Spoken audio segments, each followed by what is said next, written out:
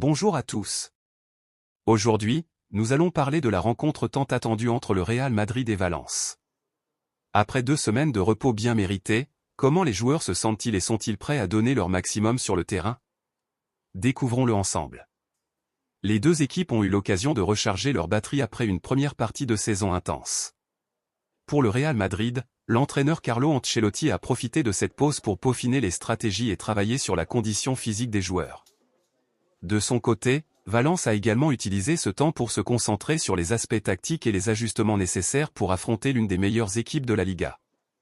Le coup d'envoi est donné et dès les premières minutes, on peut sentir la détermination et l'énergie renouvelée chez les joueurs. Le Real Madrid prend rapidement possession du ballon et commence à construire des attaques. Kylian Mbappé, qui a récemment retrouvé sa forme optimale, se montre dangereux dès le début, avec plusieurs percées dans la défense adverse. Valence, quant à elle, essaie de résister aux assauts madrilènes en mettant en place une défense solide. Les joueurs comme Hugo Duro et José Gaya donnent le meilleur d'eux-mêmes pour contenir les attaques de Vinicius Junior et Rodrigo. Néanmoins, malgré une défense acharnée, le Real Madrid parvient à ouvrir le score grâce à un superbe but de Vinicius Junior à la 23e minute. Après ce premier but, les joueurs de Valence semblent un peu déstabilisés, mais ils ne perdent pas espoir. À la pause, les entraîneurs des deux équipes s'adressent à leurs joueurs pour les motiver et leur donner des instructions spécifiques pour la seconde mi-temps. Le Real Madrid revient sur le terrain avec une confiance accrue.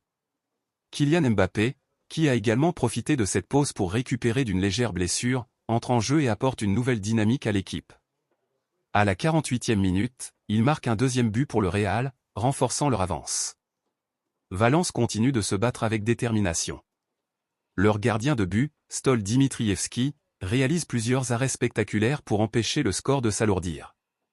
Malgré leurs efforts, la défense de Valence cède une nouvelle fois face à la pression madrilène, et Rodrigo inscrit un troisième but pour le Real à la 68e minute. Le match se termine sur une victoire convaincante du Real Madrid avec un score de 3-0. Les joueurs montrent qu'ils sont en pleine forme et prêts à affronter les défis à venir. Pour Valence, même si la défaite est difficile à accepter, ils peuvent tirer des enseignements précieux de ce match pour améliorer leurs performances futures.